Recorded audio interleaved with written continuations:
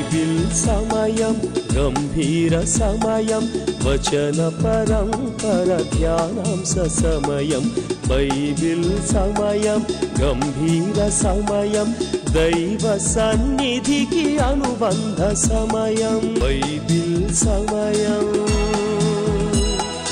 Bible సమయం Bible సమయం Bible సమయం.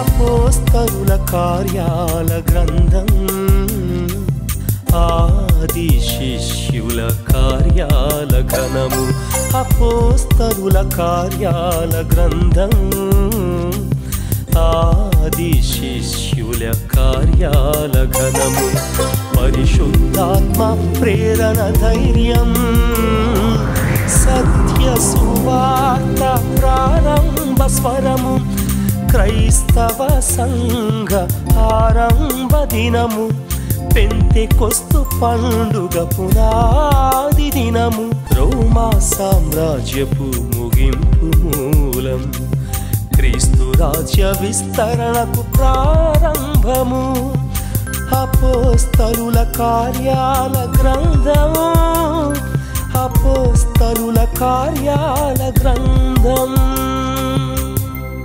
ఈరోజు ఈ కార్యక్రమాన్ని స్పాన్సర్ చేసిన వారు కనిగిరి నుండి బ్రదర్ టి దయాకర్ బాబు గారు.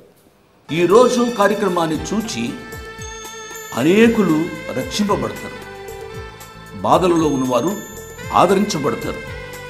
దానికి కారణం మీరే. కాబట్టి ప్రభు మిమ్మలను నిండారుగా దీవించును కాక. Praise the lord. దేవుని నామానికి స్తోత్రం. ఘనత మహిమ ప్రభావాలు ఆ ప్రియ ప్రభువుకే చెల్లును కాక. ఎలా ఉన్నారమ్మా? ఎలా ఉన్నారు బాబు? మీ ఇద్దరూ సంతోషంగా ఉన్నారా? భార్య భర్తలు ఇద్దరూ సంతోషంగా ఉండాలి. భార్య భర్తలు ఇద్దరూ సంతోషంగా ఉంటే కుటుంబం అంతా సంతోషంగా ఉంటుంది. ఏవేవో మనస్పర్ధలు రావచ్చు. ఉదయకాలం మనస్పర్ధలు వస్తే సాయంకాలం లోపుగా మీరు సర్దుకోవాలి. తల్లిదండ్రులు ఇద్దరూ సంతోషంగా లేకపోతే పిల్లలు ఏ రీతిగా సంతోషంగా ఉంటారు? బిడ్డలను దేవుడు మనకు బహుమానాలుగా ఇచ్చాడు. మనకు బహుమానాలుగా ఇచ్చిన బిడ్డలు ఎల్లప్పుడూ సంతోష వాతావరణంలో పెరగాలి. కానీ ఒక సంగతి, ఈ దినాల్లో కుటుంబంలో సంతోషం లేకుండా చేస్తున్నాడు సాతానుడు. సాతానుడు ఎన్నో కుయుక్తులు పన్నుడు ద్వారా ఉండవలసిన శాంతి సమాధానం లేకుండా పోతుంది. సాతానుకు బానిసలైపోతున్నారు ఈనాడు ప్రజలు. చాలా విచారకరమైన సంగతి. ప్రత్యేకంగా కుటుంబాల కొరకు ప్రార్థన చేస్తున్నాం. ఈ దినాల్లో భార్య భర్తల మధ్య సమాధానం లేకపోతే కొద్ది కాలానికైనా కలుసుకోవాలి. వెంటనే కోర్టులకు వెళ్ళి విడాకుల కొరకు ప్రయత్నం చేయడం, తద్వారా ఎన్నో అనర్థకాలు కుటుంబాలలో జరుగుతున్నాయి. చాలా విచారకరమైన సంగతి. పెళ్లి రోజున ఎంతో గంభీరమైన ప్రమాణాలు చేస్తారు. పెళ్లి అయిన తదుపరి కొన్ని వారాలు నెలలో సంతోషంగానే ఉంటారు. తదుపరి ఎట్లా కలుగుతుందో మరి ఆ యొక్క డిస్టర్బెన్సెస్. కొంతమంది చెబుతూ ఉంటారు పాపలు, మా ఇద్దరం సంతోషంగా ఉండడం మా అత్తగారికి ఇష్టం ఉండదు, మా ఆడబడుచుకి ఇష్టం ఉండదు. చాలా విచారకరమైన సంగతి ఇటువంటి మాటలు వింటూ ఉంటే. అటువంటి చెడు వాతావరణం లేకుండా జాగ్రత్త పడాలని ప్రభు పేరిట నేను మనవి చేస్తున్నాను. ప్రియ బాబు, నీవు పెళ్లి రోజున ఎంతో సంతోషంతో వివాహం చేసుకున్నావు. వివాహం చేసుకున్న కొద్ది కాలం నీ భార్యను బాగుగానే చూసావు. తదుపరి ఏమి జరిగింది? ఏ పరిస్థితులు నీ భార్యకు దూరంగా చేస్తున్నాయి? నీవు ఆలోచించాలి. కుటుంబ జీవితంలో శాంతి సమాధానాలు ఉన్న రోజునే ఆరోగ్యాలు కూడా బాగుగా ఉంటాయి. చిన్న వయసులోనే త్రాగుడుకు అలవాటై, చిన్న వయసులోనే వ్యభిచారానికి లోనై, చిన్న వయసులోనే దొంగతనాలు చేస్తూ ఇష్టానుసారంగా జీవిస్తూ ఉన్నారు. చాలా విచారకరమైన సంగతి. చాలామంది యవనస్తులు కాలేజీకి వెళ్ళిన మొదటి సంవత్సరంలో బాగానే ఉంటారు. తదుపరి చెడు అలవాట్లు, ఆ చెడు స్నేహాల ముందు గొప్ప కనబరుచుకోవడానికి ఇంట్లో తల్లిదండ్రులను బాధపరుస్తూ, ఇంట్లో దొంగతనాలు చేస్తూ డబ్బును చాలామంది యవనస్తులు వృధా చేస్తున్నారు. అటువంటి యవనస్తులు ఈ కార్యక్రమాన్ని చూస్తే బాగుండేది. వాళ్ళు చూడరు. తల్లిదండ్రులుగా ఉన్న నా ప్రియ బిడ్డలు, ఆ యవనస్తుల కొరకు భారంతో మనము ప్రార్థన చేయాలి. అట్టి మగబిడ్డలకు తోబుట్టువులుగా ఉన్న ప్రియ ఆడబిడ్డలు, మీరు ఎక్కువగా ప్రార్థించాలి. ప్రార్థన తప్ప మరి ఏమీ చేయలేం. సాతానిక సంఖ్యలలో వారు బంధింపబడ్డారు. వారిని బయటకు తీసుకురావాల్సింది ప్రార్థన ఒక్కటే అనే విషయాన్ని నేను జ్ఞాపకం చేస్తూ ఉన్నాను. ఏది ఏమైనప్పటికీ కూడా కుటుంబాల కొరకు నిత్యము యేసు అనుచరులంగా మేము ప్రార్థన చేస్తున్నాం. మీ క్షేమం కొరకు ప్రార్థన చేస్తున్నాం. మా కొరకు కూడా మీరు ప్రార్థన చేయండి. దేవుని యొక్క వాక్య ధ్యానంలోనికి వెళదాం. దానికి ముందుగా ఒక పాటను విందాం. ఆకాశములా నడుగరాదా, అంతరిక్షము చెప్పలేదా? ఆకాశములా నడుగరాదా, అంతరిక్షము చెప్పలేదా?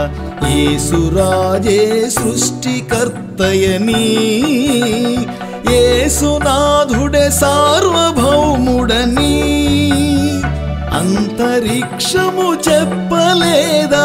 ఆకాశములా నడుగరాదా, అంతరిక్షము చెప్పలేదా? ఆకాశములా నడుగరాదా?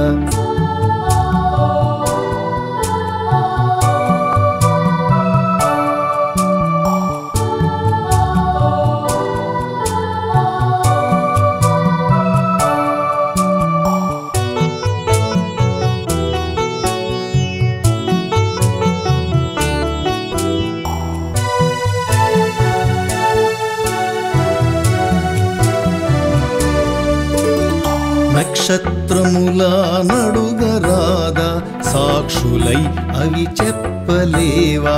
నక్షత్రములా నడుగరాదా, సాక్షులై అవి చెప్పలేవా? యేసురాజే దేవదేవుడని, విశ్వమంతా యేసు సృష్టి అని సాక్షులై అవి చెప్పలేవా? నక్షత్రములా నడుగరాదా, సాక్షులై అవి చెప్పలేవా? నక్షత్రములా నడుగరాదా?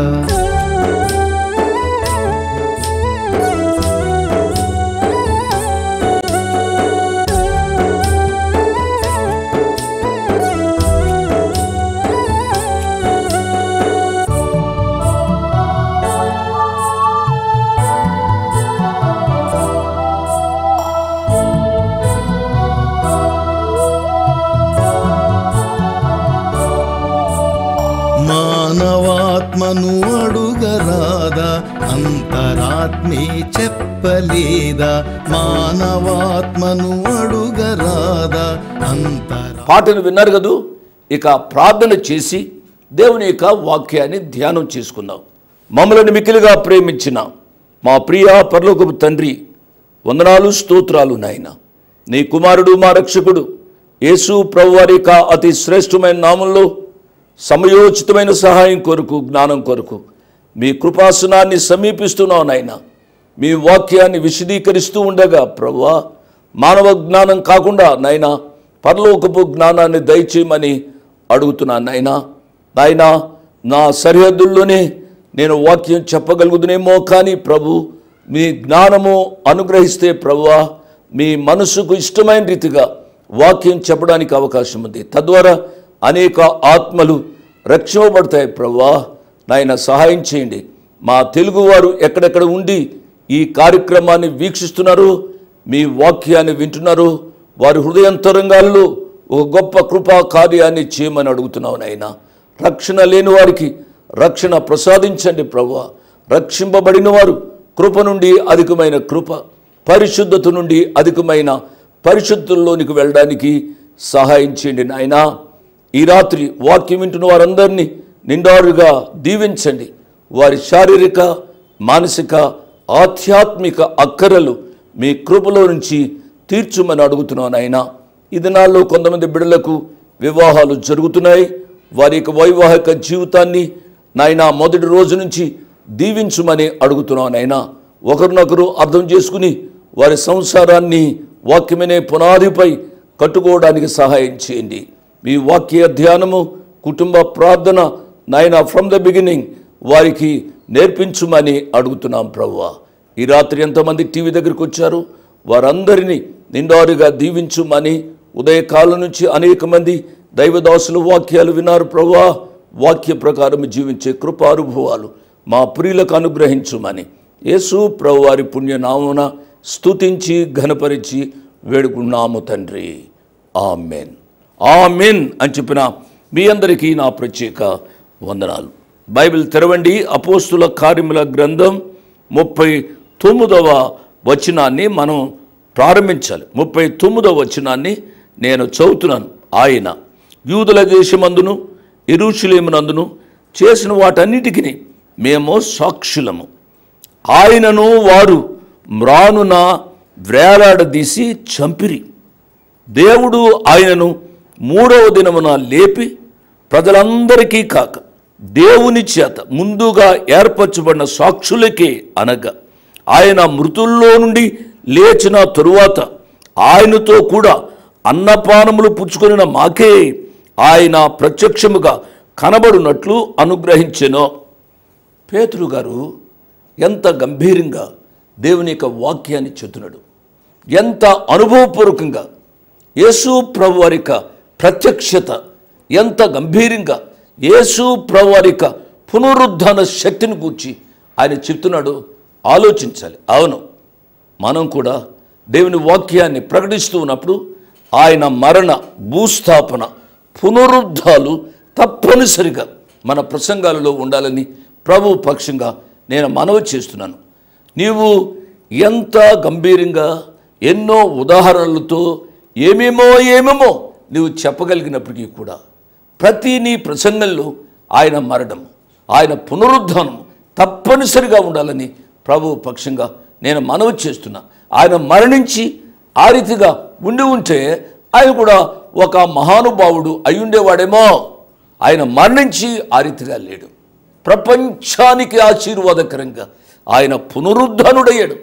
ఆయన పునరుద్ధాన శక్తి మన జీవితాలను ఏలుబడి చేయాలి అని ప్రభు పేరిట నేను మనవి చేస్తున్నాను.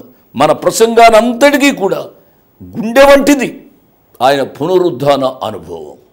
వాక్యం వింటున్న ప్రియులరా, మనము అపరాధముల చేతను పాపముల చేతను చచ్చి ఉంటిమి. మన యొక్క జీవితాల్లో పునరుద్ధాన శక్తి మనను బ్రతికించింది అనే విషయాన్ని నేను జ్ఞాపకం చేస్తున్నాను.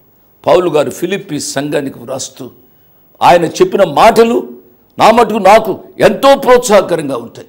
మనకెంతో ప్రోత్సాహకరంగా ఉండాలి అని ప్రభు పేరిట నేను మనవి చేస్తున్నాను. దేవుని వాక్యం ఎంత బలీయమైనదండి. ఫిలిప్పీలకు రాసిన పత్రికలో పౌలు గారు ఈ రీతిగా వ్రాశారు. ఫిలిప్పీలకు రాసిన పత్రిక 3వ అధ్యాయం 10వ వచనం నేను చదువుతున్నాను చూడండి. ఏ విధము చేత నేను మృతుల్లో నుండి నాకు పునరుద్ధానము కలుగువలనని ఆయన మరణ విషయములో సమాన అనుభవం గలవాడునై ఆయనను ఆయన పునరుద్ధాన బలమును ఎరుగు నిమిత్తమును ఆయన శ్రమలలో పాలివాడునవుట ఎట్టుదో ఎరుగు నిమిత్తమును సమస్తమును నష్టపరుచుకొని వాటిని పెంటతో సమానముగా ఎంచుకొనుచున్నాను. ఆయన పునరుద్ధాన బలం ప్రియులరు. ఆయన మరణించాడు. మనం కూడా పాప విషయమై మరణించాలి. ఆయన పునరుద్ధానుడయ్యాడు. మనకు కూడా ఆ పునరుద్ధాన శక్తిని ఇవ్వాలని ఆయన ఇష్టపడుతున్నాడు. మనం కూడా ఆ పునరుద్ధాన శక్తిని ఎరిగిన వారిగా జీవించాలి అని ప్రభు పేరిట నేను మనవి చేస్తున్నాను. పౌలు గారు ఎంత గొప్ప సాక్ష్యాన్ని ఇస్తున్నాడండి. ఆ పునరుద్ధాన బలము ఎరుగు నిమిత్తము నాకున్న సమస్తాన్ని పెంటతో సమానముగా ఎంచుకొనుచున్నాను. ఈ పునరుద్ధాన అనుభవం గురించే ఇక్కడ పేతురు గారు సాక్ష్యం ఇస్తూ ఉన్నారు. దేవుడు ఆయనను 3వ దినమున లేపి ప్రజలందరికీ కాక దేవుని చేత ఏర్పరచబడిన మాకు ఆయన ప్రత్యక్షమయ్యాడు అని గంభీరముగా ఆయన సాక్ష్యం ఇస్తున్నాడు. దేవుని నామానికి స్తోత్రం. 42వ వచనం, ఇదియు కాక దేవుడు సజీవులకును మృతులకును న్యాయాధిపతినిగా నియమించిన వాడు ఈయనే అని ప్రజలకు ప్రకటించి దృఢ సాక్ష్యమియవలని మాకు ఆజ్ఞాపించను. ఆయన యందు విశ్వాసముంచు వాడెవడో వాడు ఆయన నామం మూలముగా పాప క్షమాపణ పొందునని ప్రవక్తలందరూ ఆయనను గూర్చి సాక్ష్యమిచ్చుచున్నారు అనేను. ప్రియులారా, పేతురు గారి యొక్క గంభీర ప్రసంగాన్ని మనము అర్థం చేసుకునే వాళ్ళని ప్రభు పేరిట నేను మనవి చేస్తున్నాను. పేతురు గారు ప్రసంగించింది కొద్ది సమయమే, కానీ ఎంత శక్తితో ఆయన దేవుని వాక్యాన్ని చెబుతున్నాడో ఆలోచించాలని ప్రభు పేరిట నేను మనవి చేస్తున్నాను. మనము ఎన్నో గంటలు ప్రసంగించాలి. ఇన్ని గంటలు ప్రసంగం చేస్తేనే కానీ అది ప్రసంగము కాదు అన్నట్టుగా ప్రజలను మనము బోర్ కొట్టిస్తూ ఉంటాం. ప్రజలు విసుగుపోయేటట్టుగా మాట్లాడుతూ ఉంటాం. ప్రియులారా, మన మాటలు తక్కువగా ఉండాలి. ఆ కొద్ది మాటలైనా పరిశుద్ధాత్మ దేవుని శక్తితో ఉండాలని ప్రభు పేరిట నేను జ్ఞాపకం చేస్తున్నాను. మన యొక్క ప్రసంగాలకు సపోర్ట్ మన జీవితము ఉండినాడు మన ప్రసంగాలు దేవుని యొక్క కృపా కార్యాన్ని నెరవేరుస్తాయి అనే విషయాన్ని నేను జ్ఞాపకం చేస్తూ ఉన్నాను.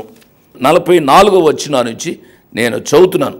పేతురు ఈ మాటలు ఇంకా చెప్పుచుండగా అతని బోధ వినవారందరి మీదకి పరిశుద్ధాత్మ దిగెను. సున్నతి పొందిన వారిలో పేతురుతో కూడా వచ్చిన విశ్వాసులందరూ పరిశుద్ధాత్మ వరము అన్యజనుల మీద సైతము కుమ్మరింపబడుట చూచి విభ్రాంతి నొందిరి. ఏలైనగా వారు భాషలతో మాట్లాడుచు దేవుని ఘనపరచుండగా వినిరి. ప్రియులరా, గమనించాలి, ఇక్కడ యూదేతరులు పరిశుద్ధాత్మ చేత నింపబడ్డారు. వీరు సున్నతి పొందిన వారు కాదు. వీరు పరిశుద్ధాత్మను పొంది భాషలు మాట్లాడడం వారికి చాలా ఆశ్చర్యాన్ని కలిగించింది అనే విషయాన్ని ఇక్కడ పరిశుద్ధాత్మ దేవుడు వ్రాయించాడు. ప్రియులరా, ఆ కాలంలో వారు భాషలు మాట్లాడారు. ఈ కాలంలో కూడా భాషలు మాట్లాడాలి అని ఏదో ఒక ప్రిన్సిపల్గా మాట్లాడడం అంత సమంజసం కాదు అనే విషయాన్ని నేను జ్ఞాపకం చేస్తున్నాను. ఇక్కడ పేతురు గారు ప్రసంగం చేస్తూ ఉండగా అన్యజనులు రక్షింపబడ్డారు. అన్యజనులు రక్షింపబడటానికి కారణం పరిశుద్ధాత్మ దేవుడు. పరిశుద్ధాత్మ దేవుని కార్యం ద్వారా వారు రక్షింపబడటం మాత్రమే కాకుండా పరిశుద్ధాత్మ దేవుని యొక్క నింపుదలకు సూచనగా ఆ కాలంలో వారు అన్య భాషలు మాట్లాడారు. అన్య భాషలు మాట్లాడుతూ వారు దేవుని ఘనపరిచారు. ఈ సన్నివేశాన్ని చూచిన విశ్వాసులు అనగా పేతురు గారితో వచ్చిన విశ్వాసులు చాలా ఆశ్చర్యపడ్డారు. ఇదేమిటి, అన్య భాషలు మాట్లాడడం యూదులకే సరిపోయింది అన్నట్టుగా మేము భావిస్తూ వచ్చాం. ఈనాడు అన్యజనులు కూడా అన్య భాషలు మాట్లాడడం చాలా ఆశ్చర్యంగా ఉంది అని వారు విభ్రాంతి పొందారు అని మనం చదివాం. ప్రియులరా, ఒక సత్యాన్ని మనం గమనించాలి. ఏ కాలంలో ఏది అవసరమో విశ్వాస జీవితంలో ఆ కాలంలో పరిశుద్ధాత్మదేవుడు అనుగ్రహిస్తూ వస్తున్నారు. ఆ కాలంలో కొద్దిమంది మాట్లాడారు, ఈ కాలంలో కొద్దిమంది మాట్లాడుతున్నారు. అన్య భాషలు మాట్లాడుతున్నారు కాబట్టి వారు విశ్వాసులు కాదు అనడానికి వీల్లేదు. అన్య భాషలు వారు మాట్లాడటం లేదు కాబట్టి వారు విశ్వాసులు కాదు అనడానికి వీల్లేదు. ఏ కాలంలో ఏది జరగాలో ఎరిగిన పరిశుద్ధాత్మదేవుడు తన కార్యాన్ని తన చిత్త ప్రకారము జరిగిస్తున్నాడు అనే విషయాన్ని నేను జ్ఞాపకం చేస్తున్నాను. దీనిని ఒక సిద్ధాంతంగా మార్చి క్రైస్తవ ప్రేమలో మనము తగ్గిపోకూడదు అనే సత్యాన్ని ఈ రాత్రి గమనించాలి. ఈ విషయాన్ని గత దినాల్లో కూడా నేను చెప్తూ వచ్చాను. నేను నా తల్లిదండ్రులకు జన్మించాను. నా తల్లిదండ్రుల యొక్క ఇంటి పేరు నాకు వచ్చింది. నా ఇంటి పేరు నా బిడ్డలకు వస్తుంది.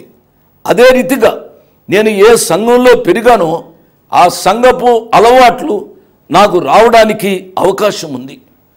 ఈ దినాల్లో ఈ సిద్ధాంతము కరెక్టా కాదా అని ఆలోచించి దేవుని వాక్యాన్ని ధ్యానం చేసే సమయము మనుషులకు లేదా అని అనిపిస్తుంది.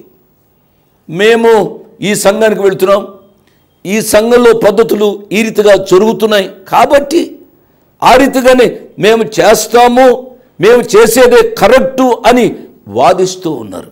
ప్రియులారా, ఏది ఏమైనప్పటికీ కూడా నేను చెప్తూ వస్తున్నాను, మన జీవితాల్లో రక్షణ ప్రాముఖ్యము. వాక్యం వింటున్న మిమ్మలను ఒక తండ్రిగా నేను హెచ్చరించేది ఏమిటనగా, మీరు రక్షింపడ్డారా? పాపముల చేతను అపరాధముల చేతను జీవిస్తున్న మానవుని యొక్క జీవితంలో ఆయన కృపా కార్యము రక్షణ. పాపము నుండి విమోచింపబడాలి, పాపము నుండి విమోచింపబడి నీతికి దోషులు కావాలి. అంతేగాని మాకేదో సిద్ధాంతం తెలుసు కాబట్టి అన్నట్టుగా సిద్ధాంతపరంగా మాట్లాడడానికి వీల్లే. నువ్వు రక్షింపబడ్డావా? రక్షింపబడితే దేవుని నామానికి స్తోత్రం.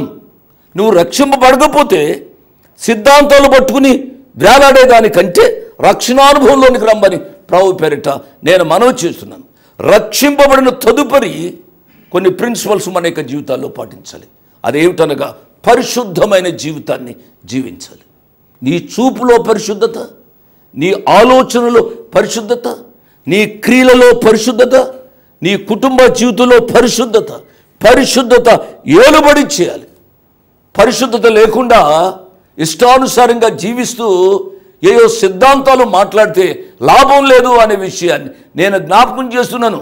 నేను పరిశుద్ధుడు కాబట్టి మీరు కూడా పరిశుద్ధులుగా ఉండాలి అని ప్రభువు ఖచ్చితంగా చెప్పారు అనే విషయాన్ని నేను జ్ఞాపకం చేస్తున్నాను.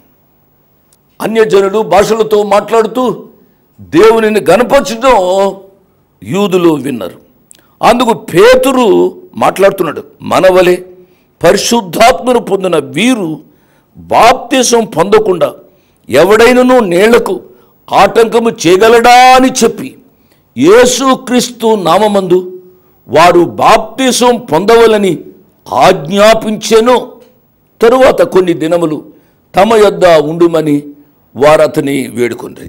విన్నారు కదూ, వారు రక్షింపబడ్డారు, పరిశుద్ధాత్మ చేత నింపబడ్డారు. దేవుడు వారికి అన్య భాషలు ఇచ్చే పర్యంతము వారు అన్య భాషలు మాట్లాడారు. రక్షింపబడిన తదుపరి చేయవలసిన కార్యక్రమం ఏమిటనగా బాప్తిస్మం. రక్షణకు ముందు బాప్తిస్మం కాదు, నేను పదే చెబుతున్నాను ప్రియులారా. రక్షింపబడిన తదుపరి బాప్తిస్మం.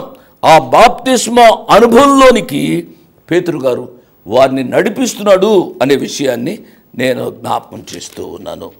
ఇంతటితో అపోస్తుల కార్యముల గ్రంథం 10వ అధ్యాయము ముగిసింది. ఆ బాప్తిస్మ కార్యక్రమం చేసిన తదుపరి పేతురు గారిని వారు బ్రతిమలాడారు. కొన్ని దినాలు ఉండి దేవుని సంగతులు మాకు చెప్పమని వారు అడిగారు. దేవుని నామానికి స్తోత్రం. ఎప్పుడైతే ఒక వ్యక్తి రక్షింపబడతాడో ఆ రక్షణలో పెరగాలి అనే తపన తన యొక్క జీవితంలో ఉంటుంది అనే విషయాన్ని నేను జ్ఞాపకం చేస్తూ ఉన్నాను. మన యొక్క జీవితాల్లో కూడా మనము రక్షింపబడిన తదుపరి కృప వెంబడి అధికమైన కృపలోనికి, పరిశుద్ధ వెంబడి అధికమైన పరిశుద్ధుల్లోనికి వెళ్ళాలి అని మనవి చేస్తున్నాను. ప్రియులరా, 11వ అధ్యాయాన్ని నేను ప్రారంభించాలి. 11వ అధ్యాయాన్ని ప్రారంభించే ముందుగా దీనిని సమీక్షించాలి. 10వ అధ్యాయంలో ఉన్న సత్యాలు నేను జ్ఞాపకం చేయాలి. సమయము అయిపోయింది, నేను ముగించాలి. మొదటి పాఠాన్ని నేను చెబుతున్నాను.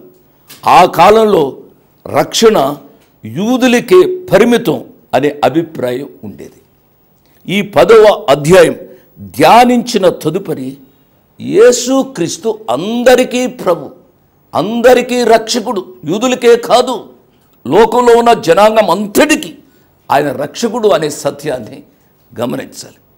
వాక్యాన్ని వింటున్న క్రైస్తవేతరులైన నా ప్రియ తమ్ముళ్ళు, చెల్లెండ్రు, నా ప్రియ బిడ్డలు, మీరు రక్షింపబడాలి అనేది ప్రభు యొక్క ఉద్దేశం. పాపము నుండి విమోచింపబడాలి. ఈ రాత్రి సమయంలో నేను మనవి చేసేది, నేను హెచ్చరించేది ఏమిటి అనగా, ఇంతవరకు పాప జీవితంలో ఉంటే నీ ప్రభువు తన హస్తాలతో నిన్ను ఆహ్వానిస్తున్నాడు. ఆ పాప జీవితాన్ని విడిచిపెట్టి ఉన్నపాటున ఉన్న చోటున ఆయన ప్రేమ కలిగిన కౌగిల్లోనికి రమ్మని మనవి చేస్తున్నాను.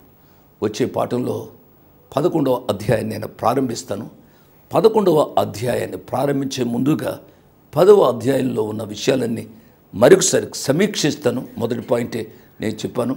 మిగిలిన పాయింట్స్ కొరకు లేక 10వ అధ్యాయ సమీక్ష కొరకు ఎదురు చూడండి. ప్రియులరా, అపోస్తుల కార్యములు ఎన్ని అధ్యాయాలు మనము ధ్యానం చేశామో అన్ని అధ్యాయాలు కళ్ళు మూసుకుని ఒక్కసారి వాటిని జ్ఞాపకం చేసుకుంటూ ఉండాలి. ఏ అధ్యాయంలో ఏది ఉంది అని అంటే చెప్పే అనుభవంలోనికి ప్రియ శ్రోతలు, ప్రియ వీక్షకులు రావాలి అనేది నా యొక్క ఆశ. అందుచేతనే నేను చెప్పిందే చెబుతున్నాను. తద్వారా మీరు ఎక్కువగా జ్ఞాపకం ఉంచుకొని ఆశీర్వదించబడతారని. అట్టి కృపా వాక్య జ్ఞానం వాక్యమైన ప్రతి బిడ్డకు పరిశుద్ధాత్మ దేవుడు అనుగ్రహించును గాక. ఆమేన్. ఇంతవరకు వాక్యాన్ని విన్నందుకు మీకు నా హృదయపూర్వక వందనాలు. ఒక ప్రత్యేకమైన మనవి చేయడానికి మరొకసారి మీ ముందుకు వస్తున్నాను. అదేమిటనగా, ఈ కార్యక్రమాన్ని నిర్వహించడానికి నేను ఎంతో ధైర్యం చేశాను అనే విషయాన్ని జ్ఞాపకం చేస్తున్నాను. డబ్బుండి కార్యక్రమాన్ని ప్రారంభించలేదు. నన్ను రక్షించి ఇంతవరకు పిలిచిన ప్రభు ఉన్నారు అని, తదుపరి విశ్వాసులైన మీరు ఉన్నారు అనే ధైర్యంతో ఈ కార్యక్రమాన్ని కొనసాగిస్తున్నాం. కాబట్టి ఈ కార్యక్రమానికి అయ్యే ఖర్చులో కొంత భాగమైన మీరు భరించాలని మనవి చేస్తున్నాను. ఒకరోజు కార్యక్రమానికి ఎంత ఖర్చు అవుతుందో ఆ విషయాలు మీరు తెలుసుకోవాలంటే దయతో నాకు ఫోన్ చేసి కానీ ఆఫీసుకు ఉత్తరం రాసి కానీ తెలుసుకుని సహాయపడమని ఒక తండ్రిగా, దైవదాసునిగా, అంకులుగా మీకు మనవి చేస్తున్నాను. My address 1-1-214/2, flat number 505506. 1-1-214/2, flat number 505506. Prithvi Apartments Extension, Vivek Nagar, Chikkarpalli, Hyderabad 20. దేవుడు మిమ్మల్ని నిండారుగా దీవించును గాక. ఆమేన్.